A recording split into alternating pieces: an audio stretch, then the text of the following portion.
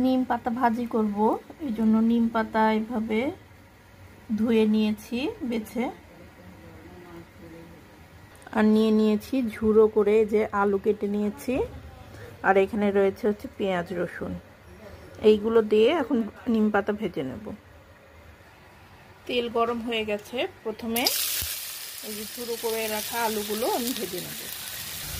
আলুতে আমি হলুদ লবণ এখনো দেইনি, এই যে খানিকটা আমি ভেজে নিয়েছি। এখন এর মধ্যে পেঁয়াজ রসুন আমি দিয়ে দিলাম, এইটার সাথে এখন ভাজা ভাজা করতে থাকবো। এই যে পেঁয়াজ রসুনগুলো এভাবে লাল লাল করে ভেজে নিয়েছি, লবণ হলুদ আমি দিয়ে দিয়েছিলাম। এখন এটাকে আমি তুলে নেব। এখন শুকনো খোলায় আমি নিম পাতাগুলো আগে খানিকটা ভেজে নেব।